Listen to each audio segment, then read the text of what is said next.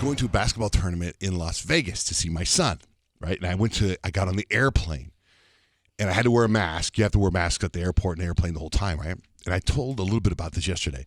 And when I get on the plane, I get on the plane, and we you leave the little gate, and something happened. It was like raining in Vegas, and they didn't know how to handle the rain, so the plane couldn't take off here. So we were stuck on the plane for like an hour and 20 minutes, and there was no air conditioning on the plane, and I'm like sweating, and my mask is, you start to really get annoyed, right? And I was like, man, I'm about to lose it. And I consider myself like pretty calm as far as not having a mental breakdown. And I thought, how am I the first person that's going to lose it on this plane? Like, I thought that there were people, like, it was almost like I thought I was having this competition with other people on the plane. Like, who's going to lose it before me? Like, how am I going to be the first one? Because it was almost like, let me out of this plane. I can't take it anymore. Do you know what I mean? Like, Sure. That's where I was in my head. We're all looking at each other like, Yeah. And then finally, the plane started moving, and then the air goes, right like that. So anyway, I was told my sister that story. My sister flew in from Los Angeles the night before last. She went back home yesterday, and we dropped off at the airport, and she texted me like an hour and a half, 2 hours later, and she's like, "Oh my God, remember how you?" In fact, I have the text right here. She goes, "Remember when you said you didn't understand why you were the only one who didn't lose it? Welp. On this flight, you wouldn't have been." And I'm like, what? She goes, yeah, I'm on the middle seat. The plane is packed. Furious seatmate. I'm like, middle seat? What boarding group are you in? She goes, I forgot to check in. I'm in C-58. C-58 on Southwest. Sucks. You're getting a middle no matter what. Like when I was like in the B-20, you're like, oh my God, what are the chances of it? Like she's C-58. I'm like, oh my God.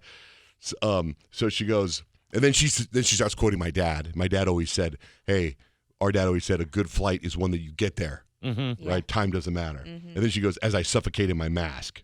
And then she's like, finally, she was waiting. It was like an hour or so, right? So she was like, people were losing it on that plane. Then I see in the news the Frontier Airlines guy. Oh, yeah. I saw it this morning. And Peyton had emailed me about it last night. I didn't know what she was talking about. This guy on Frontier Airlines they had the duct tape. Is that the thing they do now? They duct tape so, because you? this is like the second one now that we've heard of. They used a lot of tape on this guy. Yeah. So if you start getting out of control, they duct tape you to the chair and your face shut and all this stuff, man. Oh. They duct taped this guy to the chair. He punched a flight attendant. He groped him. And the guy's 22 years old, started talking about how rich his parents were. And you hear the duct tape, they duct tape him to the chair. And I feel like if you move the camera over, you see my sister texting me. That's C-58. Just kidding. Yeah. Wait, why did that guy lose it? I don't know. Who knows why anybody's losing it now? Everybody's like at the edge of something. That is so terrifying, like being up in the air and someone acting that way. It's like, no, because you're what trapped. do you do? Yeah, you have nowhere to run. You literally, like, I see why they tape him, because he could try to open like a door or something when you're up there. Like, it's so dangerous. It's just freaking crazy. And then what happens when they land? They just, enjoy your flight, and untape him, and then off he goes to grab his bags. Oh, we should try to duct tape somebody in here and see what it's like. Don't you think you could Can get we out of duct tape? You? No, I have very fragile. Don't you think you could get out of a duct tape? I think I could escape a Well, duct then let's tape. duct tape No you. way. I would try to You could escape. Yeah. There's no I mean, but way. like, let's put a time limit on it, because then I would lose my S. We're like, if I'm like completely all trapped. right, Rich, we'll see you tomorrow. You keep trying to escape. You know what? I feel like we duct taped, because I remember we did something with duct tape, because I remember now trying to remove duct tape from the back of my legs, and it hurt like hell. Huh. But they don't duct tape your legs on the plane. They duct tape your face or your arms. I mean, they duct tape your arms to the plane. Yeah. Whatever, man. Anyway, that was just crazy. Crazy. I want to get into some quick TV shows. So a couple things that Suzette's watching. Talk about topical. Twilight. You look at me like, what? Like you just said you watched. Which one? And then the other movie. What are you watching? Hunger Games. Yeah. Well, it's fun because we saw all the Twilight movies pop up on Netflix, and my husband, Mr. Baby, had mentioned how he hadn't seen all of them, and I'm like, oh, you have to watch them. They're good. The first one it doesn't really hold up as good as it did back then. I think everyone was really excited about the movies and everything. And I think a lot of people were disappointed with the first one, but you just have to get through it. Low budget, whatever. You watch it.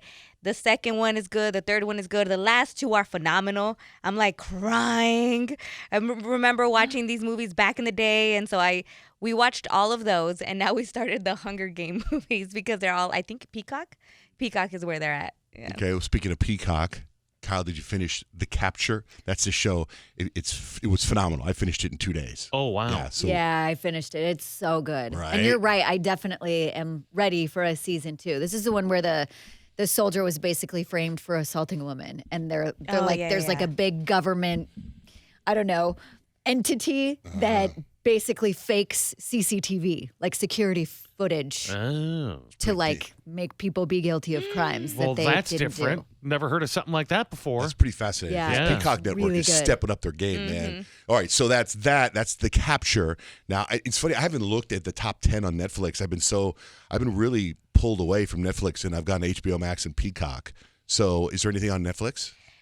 Well, I've been looking for like another show to watch, but what I see a lot on the top 10 is a bunch of movies.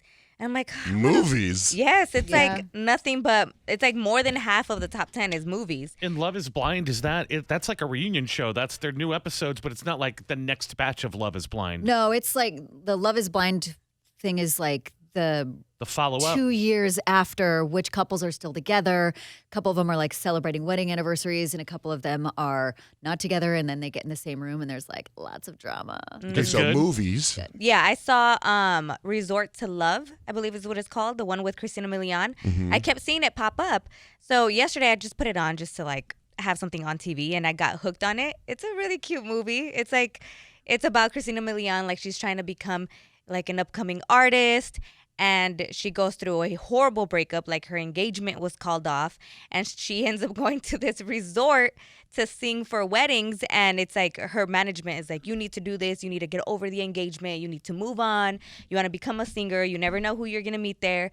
She goes to this resort, to this island, and she's like booked to sing for all kinds of weddings, and she ends up finding out that the first wedding she's going to sing at is her ex-fiance. And it's just like, oh, you feel so bad for her, but it's a cute movie. That's good. But so you hear her sing and stuff? Yeah. Oh, yeah. And Kyle, what are you She's watching? so cute. Well, I just finished a different movie in the top 10 on Netflix this morning. It's called The Vault. It's really suspenseful. It gives me like Mission Impossible vibes because the movie starts off and there's this dive team and they basically find this treasure in the sea. I love that. And then the treasure is seized from them by the Spanish government. They say it belongs to the crown because that's where it was found. And so the people that found it in the ocean now have this big heist to take it back because they found it and they want it back. So Is it they in have English? to break into the Spanish bank. Yeah, it's in English. Oh. And it's like I said, it's totally Mission Impossible. Like they have to break into this vault inside the Spanish bank that they call like a wonder in engineering, and no one knows how it, because it was built in the 17th century, so nobody knows how it protects it. But it's like literally the most secure place in the world. And both those are in the top 10.